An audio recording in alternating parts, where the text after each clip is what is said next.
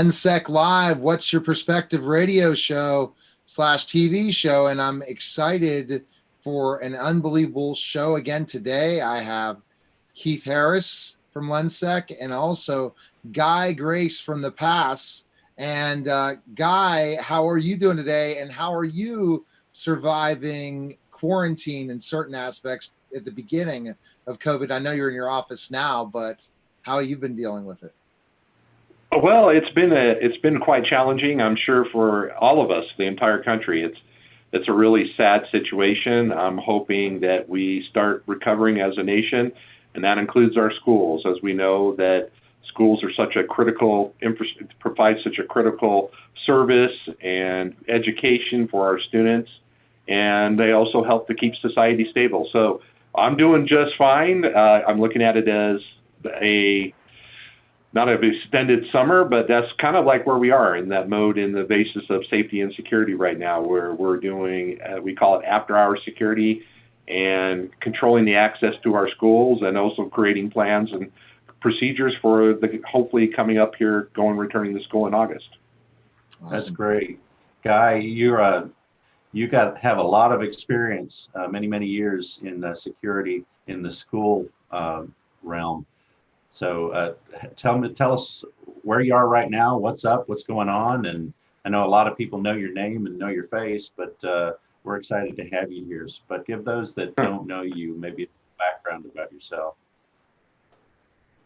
Thank you. Well, I've been here in Littleton Public Schools for 31 years. I've been the safety and security director since 1999, right after Columbine. After that, after the Columbine, our school district decided to create separate the security department into its own entity. Our security's been existent in my school district since the 1980s, but I started in 1989 and been here since then. Before that, I worked contract security for another school district in another city in the state of Colorado. And before that, I was in the U.S. Army and served in the military police. And so it's been an interesting 36 years, on call 24/7, 365. Kind of looking forward to a little bit of a change on that and things, but love what we do, and I'm honored to be here with Neil and you, as always. Thank you for inviting me today. Well, absolutely. It's great always talking to you, Guy. And one of the reasons you're here is your role. So what is your role, first of all? Tell us a little bit about the role that you do at the school district you're located in security as director of security. Well, yes, sir. I'm the director of security and emergency preparedness. So what I do is, my role is basically I'm responsible for the safety and security of our students, staff, and visitors and that come onto our school grounds. Also have a lot of responsibility in the components of safety and security, such as securing the buildings, implementation of security technology, but a really big role for me is emergency preparedness. And that's probably 60% of my job. And that's about creating processes and procedures and implementing components that mitigate multitude of different hazards. So anything from the weather to active shooter threat. But now here we are with a microbiology or basically a virus, and working into mitigating that, something that, we had a lot of planning and things like that in our past. I remember with SARS and the different things over the years, we basically have been mitigating through those emergencies, but this is unparalleled to where we're dealing with now. I never have seen anything like this. So this is a new, a new challenge for my district and districts across the country and our nation. And it's very, very, very challenging. And I'm hoping that we can help a lot to get our country back on its economic powerhouse that it was on. And I feel like we have some good plans and going forward, and it's exciting as an emergency planner to help my district and help others to go forward and be able to keep our country and get our country back on track here. We look at, why I keep saying that is, we look at on any given day across the United States, 40% of our population's in the schools on any given day. And so you think about that, moms and dads have to, when they go to work, they count on our school systems to educate their children and keep them safe. or when my wife is in the school, or your husbands or wives are in schools working, we need to be able to basically hope that everybody's safe and in those schools, because that's what keeps society function. We're a huge part of keeping society function for the now and for the future, obviously, in education. There's been some huge, when you say unprecedented, that's an understatement of the year, or maybe of the millennium, because really you have to go all the way back to the flu epidemic in 1918 to see anything of the magnitude that we're experiencing now. And you can't really draw too many parallels for schools from what they did back then, because the culture and the technology and even the the way they do school is completely different, right?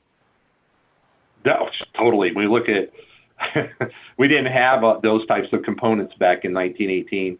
I mean, we had our countries. I wasn't around. I mean. But if we look at those things, we are not. We can compare what what helped our nation back then, and a lot of people say fresh air. We look at what medical response back then was and compare it to now. It wasn't anything like it is now, and it's a huge challenge, and it's such a huge challenge for us nowadays to make sure that we keep our students safe and our staff safe on any given day with something that we can't even see, or even really, I hate to say it, there's a lot of different opinions everywhere, and that's the challenge for us as the end user, we'll say, like we like to use, but us, the stakeholders in the K through 12, what is our direction and things like that. So we are working hard with all the information that is provided to us from our CDC and from our government above us. And we're going to find out more and more about that in this conversation, because I definitely want to pick your brain in that area, talking about K through 12 and what's happening from someone that's very knowledgeable, that knows firsthand and has maybe some of the inside secrets of what he can say. But before that, let's talk about, we mentioned you're from the past.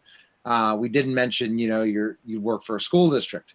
Let's talk about the past before we even get into your role, for people that might not know. Tell about what the past is.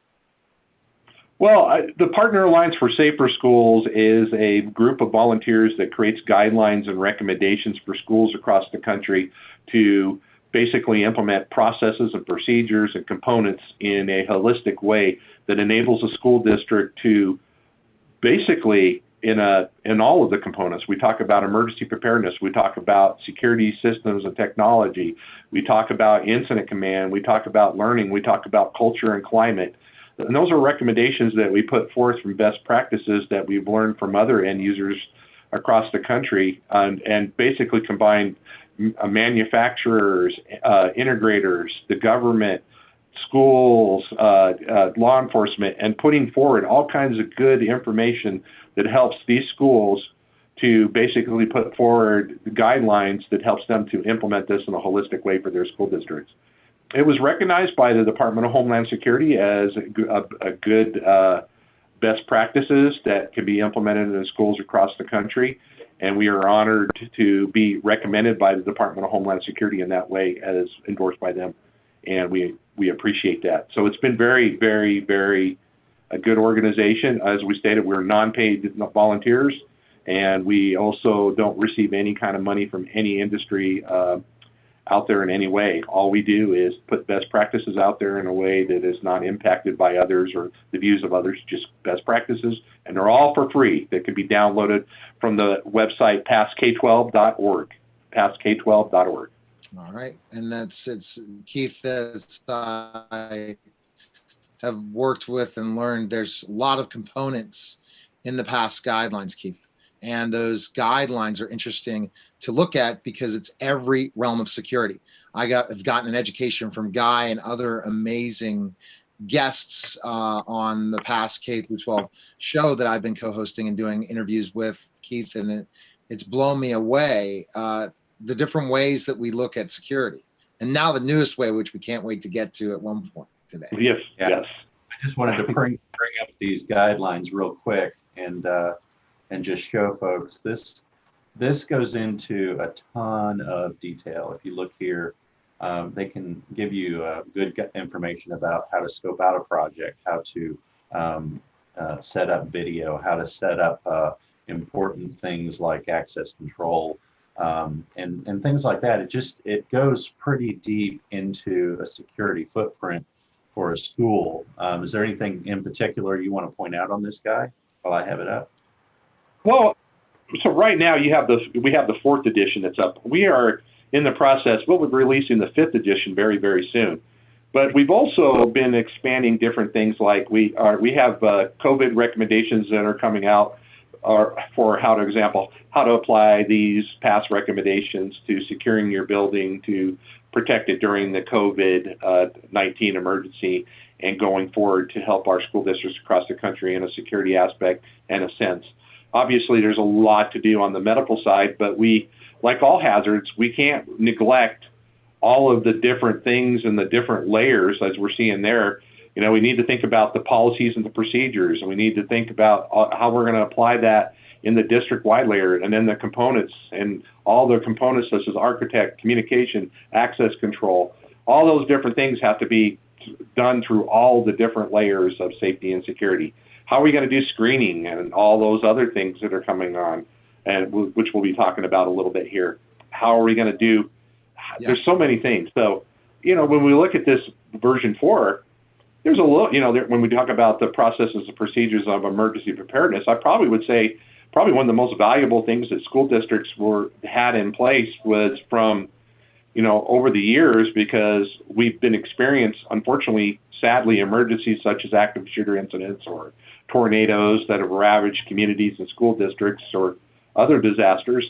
We have been implementing a lot of strong incident command and a lot of strong processes and procedures in emergency preparedness. School districts across the country have been doing that. And I think that in those processes and developing, they have done really good job in developing relationships or mutual agreements of understanding with community partners such as their local health departments and other places, and on hospitals and their nursing programs.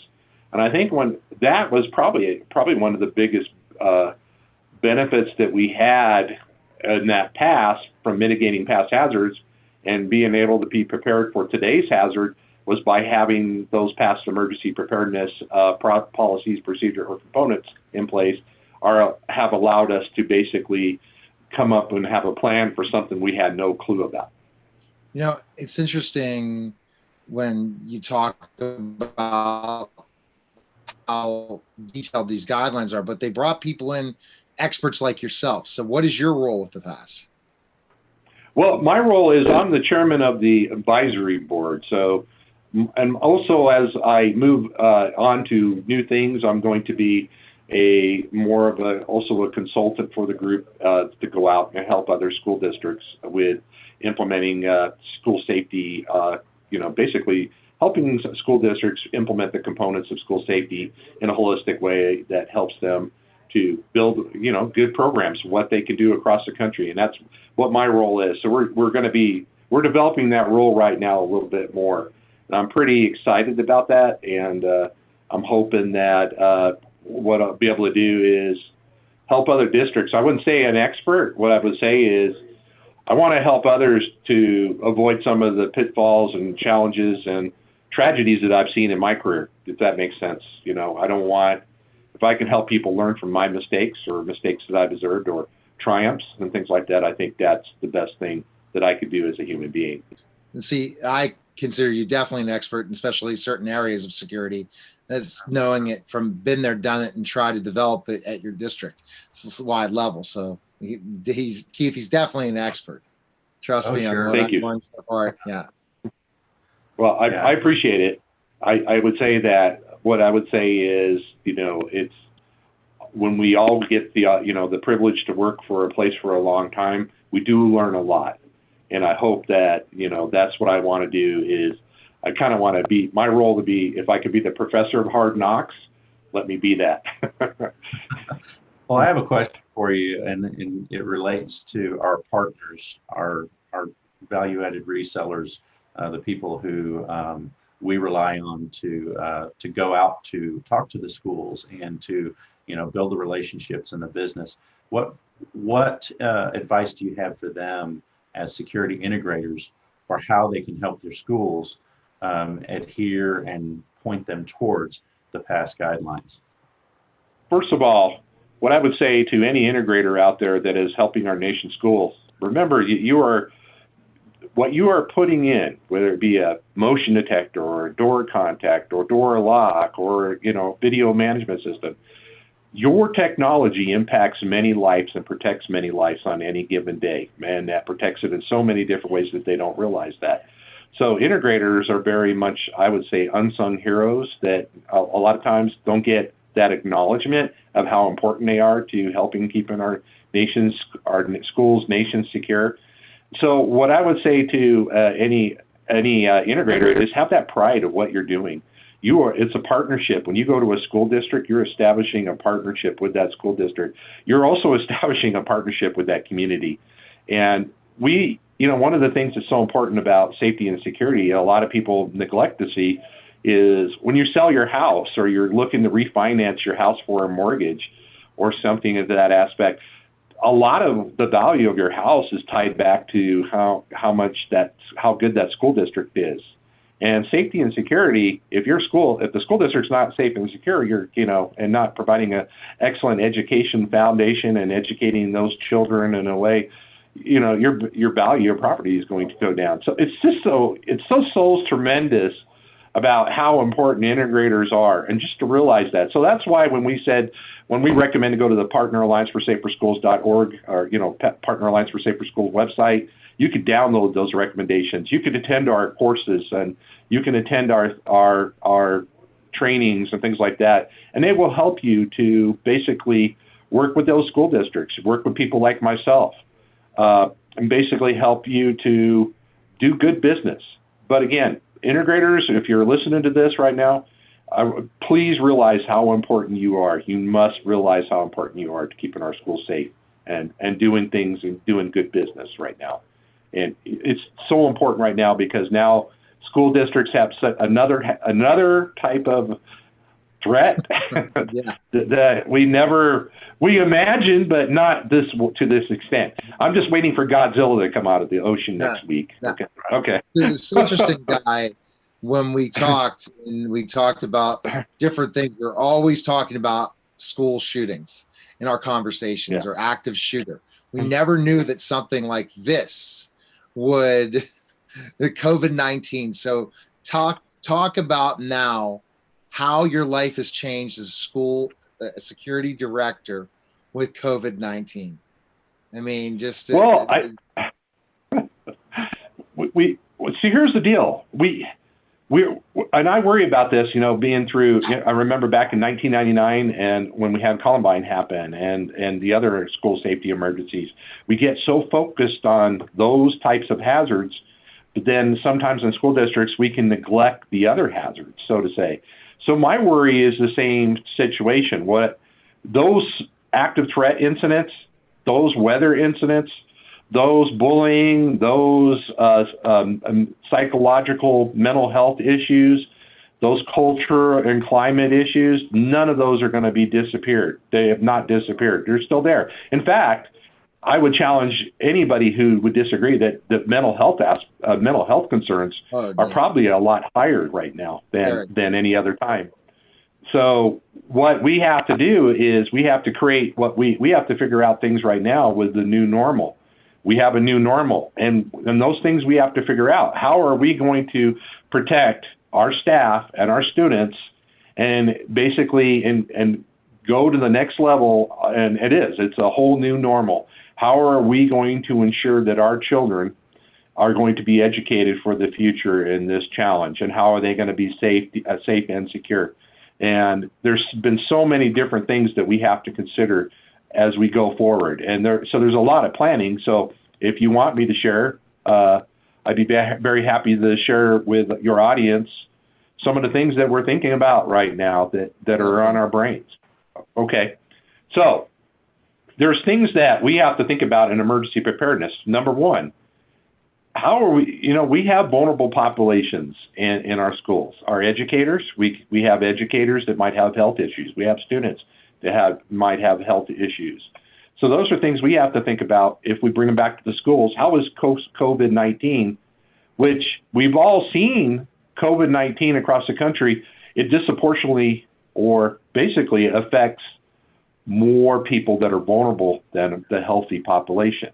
So those are things that we have to consider. What are we going to do to ensure that our vulnerable populations are not impacted? So there's things like we have to look at. We're going to have to look at smaller class sizes, which is meaning that, we might have to cut, a lot of schools across the country have class sizes of 30 kids or more. What you might be seeing is staggered schedules and cutting classes sizes down to 12 to 15 students per class, so to say, and staggering. So that means you're going to have split scheduling. So you're going to have some kids will come in. So we're going to probably have schools, our typical, in my district, for example, is schools are occupied by students from 7 to 4 p.m. every day.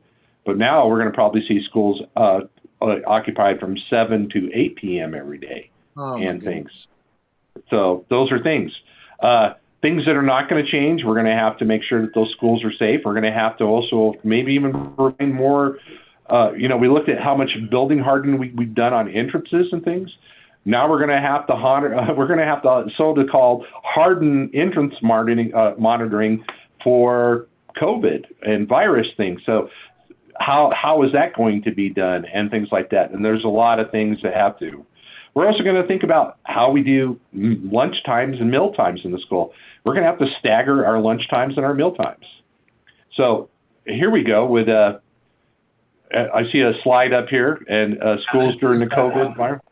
This is one that was shared from the CDC and has some good stuff that exactly like what you're talking about.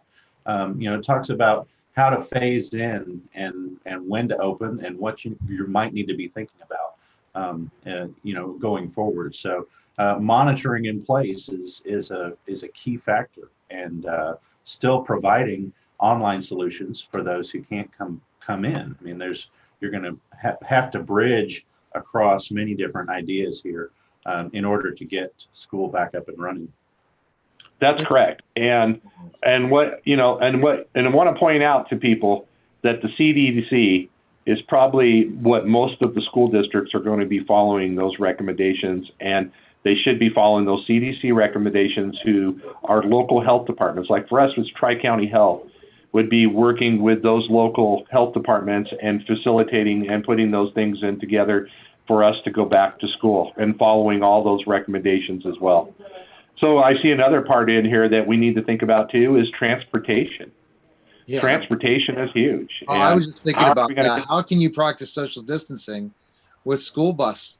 That's crazy. Kids can't just, how can you do that? That's going to be really hard. No, and that's the thing about, the most you can do is reduce the risk. And we're going to have to, we have, as you guys know, school buses can carry up to, probably 85 students, Yeah. So we're going to have to cut that back and look at staggering school buses. So what you do see here, if anything, what we're seeing here is expensive, very, very expensive challenges that are going to be, it's almost like you're doubling your operation expenses and things like that to operate these countermeasures to this invisible threat. We need to think too. We talked about a little bit about mental health, our special needs students. We need to come up having special needs students. How are we going to educate those young people through the challenges that they have to give them a great educational process? And those are things that we are doing. But here's another one is, we need to think about our PPE and our, personal protective equipment and our sanitation standards. As that CDC slide you put up there, those are things. But again, where are we going to go? Our mental health support for students, that's huge. We need to be thinking about how we're going to, right now, I can tell you in this right now, nothing has changed in regards to how we are doing interventions. Like last night, we had 4 suicide idealizations or call outs for help last night, and we're still doing those things. We do count on the communities to help us with that quite a bit. Like if you see something, say something. If your friend's feeling sad, we're not in there. We're not in there to judge them. What we're there is to help them and making sure that these kids understand that they have people there to help them and things. Yeah, but parents being overwhelmed with working from home, teaching their kids, trying to manage everything. Parents are not left out of this either. They have some major I just issues. don't know how you're going to juggle this at all. There's so many logistics. He's got 6 kids, so he's having to juggle it. The new normal. I'm saying the new normal is going to be a lot more difficult than people are saying, not having the conversation about schools. It started on CNN last night a little bit, but ultimately I'd say keep them closed and keep them online, to be honest with you, if you're going to look at all those measures till we get a vaccine. And I think that these things need to be more conversation-wise situation. But then even with the vaccine, you still have to have some of those measures in place, because a vaccine's not going to be foolproof. It's going to have other things if there is a vaccine. There's just so many unknowns in our conversation going on things. Guy, one question I wanted to kind of go to is, we've talked about you. Well, what is the past thinking about now?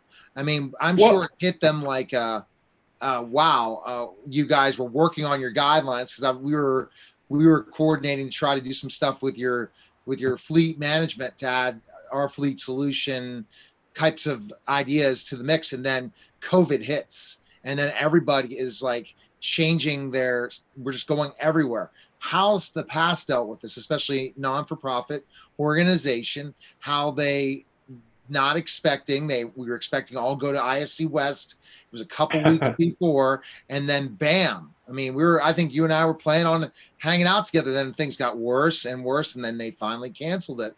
But ultimately, that's when you had other plans pass, and how you guys had to do a big shift. Well, that's why I have a shiny head of mine right now, because of so much glare from doing all these virtual meetings for the last couple of months. So we've had a lot of virtual meetings and things, and it's really sad because, like Neil, when I met you and Keith, I believe over at the ISC last year and things, we really do count on those meetings and the ability for us to go and walk through and learn about new technology or new components that are going to be available to help our nation's schools. But when I look at where we are now, just like the kids are learning, we're learning right now on social media, and like we're doing on Zoom right now, and I think that's amazing. And things just like we should never forget that if we're at home, that we make sure we have our pants on when we stand up or whatever. But or like my parrot in the background when I'm at home, he talks and mimics everything I say. But it's a challenge, and it's a challenge that we are all dealing with. But as a past group, again, we're learning from this and how we're doing Zoom meetings, and what we're learning from this, we're putting forward into new recommendations or for the new guidelines down the road. And we will have help pamphlets. We worked with the National School Board Association about 3 weeks ago and put together some tips on how physical security components could be used to secure the campuses during and after the COVID emergency. So when we talked about the integrators before, they're going to have a tremendous role in getting our schools back to normal. We're going to probably see integrators offering medical, some type of thermal devices or temperature devices. Right. That's going to be in integrators' inventories, because a lot of those systems will work with the access control system or the video management system. So it's logical for end users right now. Again, our country, we're a capitalist society. We need to have integrators looking at this and capitalizing on and helping our schools. There's nothing wrong with that. We need that investment to help our schools go forward and stay functioning. Yeah, you bring that point up, and it's really a great point. I just did some research on this recently, and The one thing that's important to note is the so-called fever cameras are not a diagnostic tool. They're a triage tool. And so Yeah. it's going to be very important for schools not only to use those right in order to identify potential contact or potential infected persons, but they're also going to need personnel to be able to verify diagnostically, school nurses, that kids really do have fevers. The other thing that comes up, IPVM, IP Video Market, which is a great resource that we rely on in our industry, has really been kind of taking the forefront in making sure that integrators understand some of these tools work well and some of them don't. Right. And how you deploy them, where you install them, plays a big factor in that, and whether or not you're going to get an accurate reading. So make sure you're doing your research. And this would be my word of industry advice to school administrators and security directors. Make sure you're doing your research and choosing the right tools. And you got to pay a lot of money for this stuff up front, and you're going to be using it for years to come. So make sure you get it right on the front end. Well, on the Partner Alliance for Safer Schools, for example, we put out a caution on fever screening technologies white paper just last week. And it's important to note that the U.S. Food and Drug Administration regulates the use of thermomatic systems, is what we're talking about, thermal cameras. And the important thing to realize is the FDA has suspended evaluations of all processes and procedures and products during this COVID emergency. So school districts could potentially be buying equipment that is not going to be sanctioned by the government and cannot be used in that application, because we're talking about something that is a medical device that is detecting temperatures of anywhere from 93.2 to 102.2 Fahrenheit. But if anybody needs some information on that, we have a pretty good white paper out there on it. Again, we're not saying that thermal cameras, I actually think they're in the future. I believe they're going to be part of our inventory. Yes. But that's where where we talked about the importance of integrators, and we talked about the importance of all of us working together.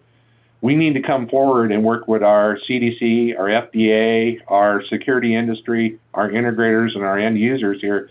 Like you said, putting that in the schools in a manner that does not compromise the school or that HIPAA information and FERPA of our students in any way.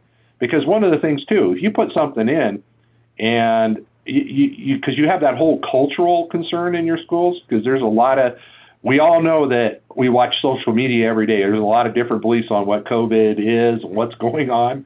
We do that. It would be a nightmare if it was done wrong in a school. It'd be like you put some technology in, hey, you're doing illegal tracking, things like that. What would do is you could potentially make schools even the sense, because the illusion, I hate to say this, and I'm not saying school safety is an illusion, but the perception of moms and dads when they bring their kids to school is I'm bringing my kid to a safe place. Mm-hmm. If we do that wrong and make it look unsafe, it's not going to help us in any way. It's going to be a disaster for school safety. Right. If we don't do this right. And we were talking off air about homeschooling and how some families are going to choose that. I ultimately believe that if you have somebody and you're seeing that there's compliant children and say, oh my gosh, you got your work done in 2 to 3 hours. People are going to consider the homeschooling. There'll be less kids. So it'll be all that, or fear. But let's talk about the landscape. Where do you see security now when the kids return to school? That's the biggest thing for me. You've kind of mentioned little pieces of it, but where do you see schools and security regarding COVID-19 once they come back? You mentioned certain things, but now let's talk about security, product security as a security team when they all come back. Well, right now, and I'm going to go to a little bit of this like white paper I've been working on for the National Association of School Boards Association, and I would say that what we're looking at is a lot of entrance hardening. And what I don't mean about entrance hardening, but putting in devices and things like that, how we're going to do detection, how we're going to do screening at the schools.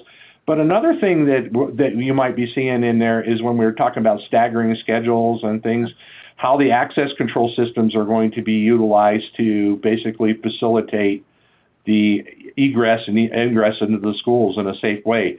But we can't forget about the threats that are always there, such as active threat and weather and things like that. But you'll see us using, like, a lot of the things that we're doing now is, we have a lot of good technology in our corona response that are utilized. Like, for example, a big one now is access control. We're restricting access to the schools, in our schools. We have the video management systems that allows us to monitor those things. So those are things that are going to be used on every given day. So here's what I would say to you, Neil. The biggest one for us, number one, is emergency and crisis management is huge. And for us as a school going forward, school districts going forward, that's where they need to start. Those things don't cost a lot of money to do. They need to go in there, work with their local health departments, like the slide you guys put from the CDC, and understand the expectations going forward. So planning is huge. But number two, another major one is know what COVID-19 is. Yes. As we said, it's all over the place. So is that slide Keith pulled up from the CDC, that's huge for us as a school district because that helps us to get direction. Yeah. Direction from an authority, from, say, the CDC and our local health department. So what we say in pass, and as a school district here, is you need to understand how COVID is transmitted, you need to understand social distancing, but we also need to empower our staff and our students going forward. They need to understand, so for example, what we put out in pass is, as we say in pass guidelines, we're empowering people, but we also, others need to understand how they're going to empower students and staff going forward, how to understand COVID-19, how their responsibility is to mitigate COVID-19 and the threat. So stay home when you're sick. Yeah. You cough or sneeze. All those standard precautions that we hear every day have to be in place to the schools. Things that are going to have to happen in the school sense when we talk about that empowerment piece is school districts are going to have to be very cognitive of the cleaning regimens of our schools. So like Keith brought up about the school buses, and Neil, you brought up too about school buses.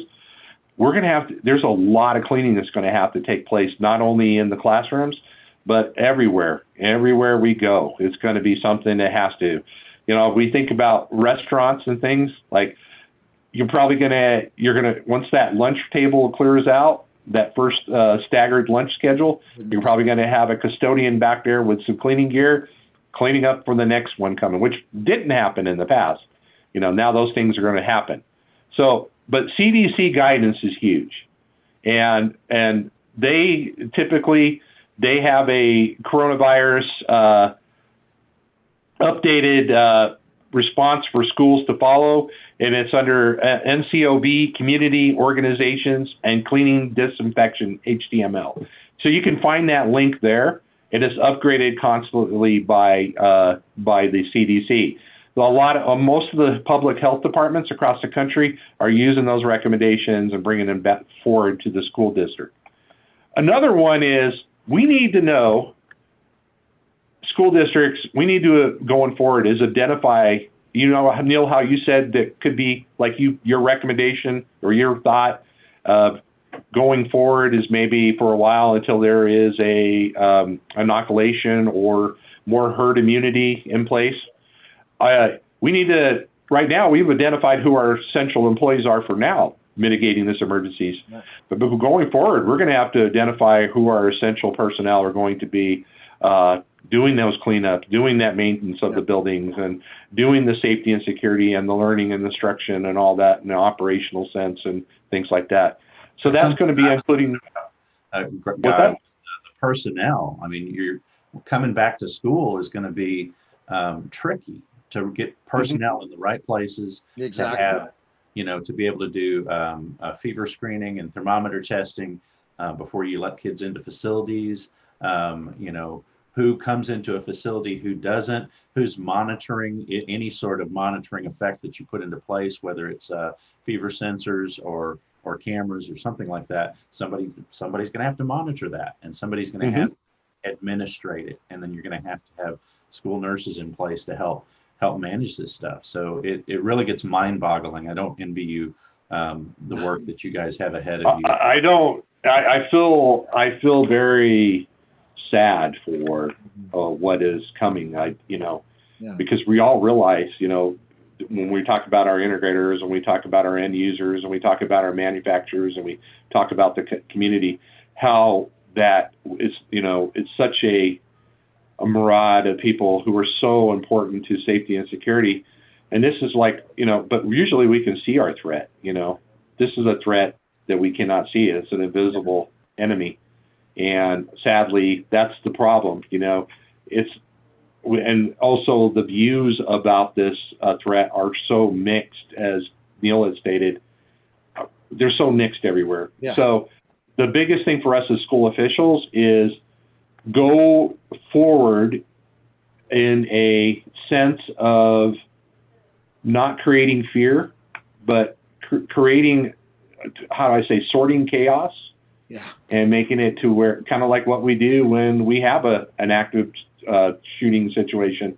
You go forward, the new normal. You go forward, and your job is to ensure that those kids don't feel like they're coming to a bad place. We want them to feel like they're safe there.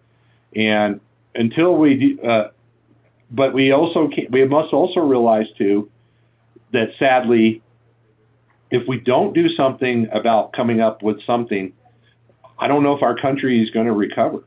And we, we heard that old saying from the early 1900s, education's the chief defense of nations, or I don't know where that was. But as a veteran, I think that, used to say, okay, yeah. But, when we look at that, when you look at the broader thought of that, it is. Education helps keep society in a functioning place. And that's why it's so critical for us going forward to work together. And the brains out there's a lot of brains out there that help us sort through all this chaos. And I think that's, us having this conversation today is very proactive. And I think that's what needs to continue to keep going forward. Because like we talked about before the show, what we're talking about today might be obsolete in July. Yeah. Okay. Now, the last point involving security trends, video surveillance, types of security products involving this. Now, you talked about temperature, access control. How do you see video surveillance in this process? Well, okay, here's one that's really been really cool. And so, we think about, we have video management systems. And most school districts across the country have a tremendous video management systems, or good ones, but they also have mass notification systems. So for like myself, I'm going to stay agnostic on brands and things like that. But we have 3,200 speakers out there in our school district scattered all around the schools. So I was thinking, how could we do social distancing? And let's say that we have somebody that's not doing what they're supposed to after, out there. Because there's people, it's when the schools are closed right now, people are utilizing their school grounds. The jungle gyms are off limits, so to say. They've been taped off and things like that by our health department.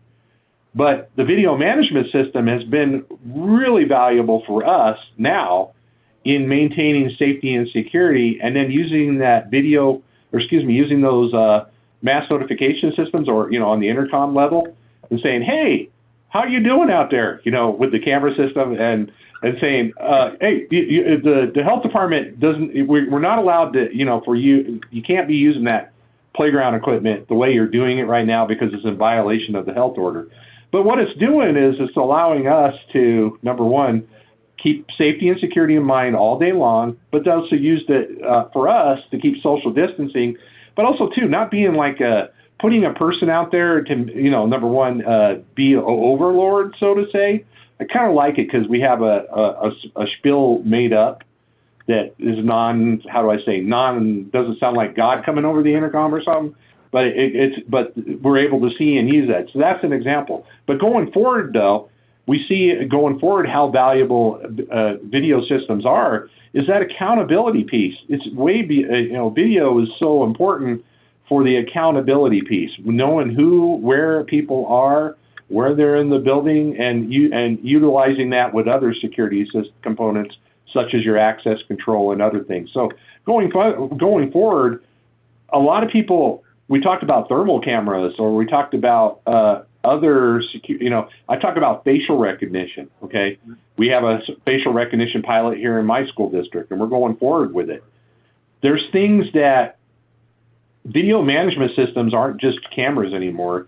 They're kind of like they're a backbone system. They're a central nervous system for your schools. But what they do is they're allowing us to mitigate many different hazards on any given day, and including helping us with the COVID-19 right now. And in more ways, what they're bringing out down the road is going to be even more tremendous. Yeah, we're working really towards trying to unify a security platform that pulls in lots of different pieces of the puzzle. And that's what integration is all about. It's bringing all those things together in a way that can be managed, tied to video for live monitoring purposes. I heard of a university here in Texas that had a break-in in their, while all their students are away, all their staff is away. And, I imagine that's happening everywhere with. We had a group meeting with other security directors around the country, and there were some articles out there. Some school districts have seen 100% increase in crime.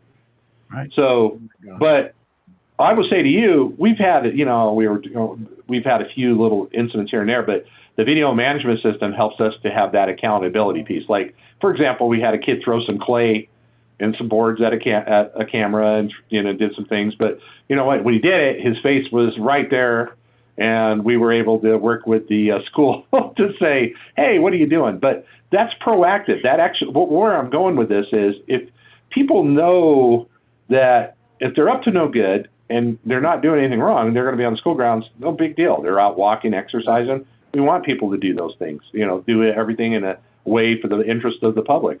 But if you're out there doing vandalism or about ready to do something that you're not supposed to, utilizing your video management systems and other surveillance is a deterrent act. And it keeps that person from getting into trouble, at least at your school. You can go somewhere else and cause trouble, but at least at your school in this time period right now, it's been very helpful for us to be doing that. But again, I just think, like you just said, one of the things you'll see in version 5 for the Partner Alliance for Safer Schools, we're endorsing what you just said. And it's all about what we call the unified security systems. And the unified security system is about all of these things, about bringing in all these different technologies in, and it doesn't have to be one brand. It could be a multitude of brands. Like, for example, in my security system here in the Littleton Public Schools, I think we have like 32 vendors right now that are providing different technologies. And what we look at is bringing the best that we can bring into our school district. And that unified security is kind of like the old days of PISM. Now it's kind of physical security information management. It's not obsolete, but I really believe that the new word, like you said, thanks for saying that, Keith, is unified security. And that's huge going forward. Your video management system, your access control platform, your visitor management, your mass notification, your mass communication, which there's a big difference between that. Your all of these things, your doors, your locks, all of these things, your card readers, all of these things working together holistically. And I'm not forgetting your fire systems and your HVAC systems and things like that. And that's really good. Why, when we talked about integrators and manufacturers in this meeting, is it's so important for those relationships from company to company to be developed. So drives or initiatives can be done to make their technologies work together. And I think that that's important going forward to continue, because what is happening with that unified security approach to school safety is it's improving schools across the country in many different ways to providing safety and security. Now, look, here we are going forward, how important the security industry is going to be to helping save the day in the COVID-19. And I'm also going to look at and say, too, one of the big things when you brought up about inoculations or some kind of, one of the things that we had in place and we worked with our local health department was putting together pod centers for vaccinations for different emergencies that may happen. So that's going to be another one. You're going to see schools in some cases that schools have been identified as vaccination centers. Oh my gosh. I know those things are in place here. We had the plan, not for specifically for COVID, but for other over the years. All right, best place we can find information on the pass and everything. We appreciate you coming by and talking today. Well, I thank you for having a really good meeting, Neil. I really enjoyed it, and I really appreciate everything that both you and Keith had stated. And thank you for the support. Thank you for helping our nonprofit to get the word out. And I promise you guys that there's going to be a lot more good things coming out, and we're going to do whatever we can to help, in our sense of helping our nation's schools. So thank you, gentlemen. Yeah, we'll provide some links for some of the documents. Pass K through website. And we'll provide some of those links in the comments below so that you can gain access to those documents at some point here quickly after our meeting ends. What's your website again for PASS? Our website is going to be, and I'm going to give you that. Our website is passk12.org. Right. passk12.org. Got it. Okay. Yeah. Awesome. Well, passk12.org. Great, great LENSEC Live. What's your perspective radio show? Appreciate the conversation, Guy, and always great. And we'll have more people on the pass throughout the year. So again, thanks for stopping by. Gentlemen, be safe. Thank you. All right, take care.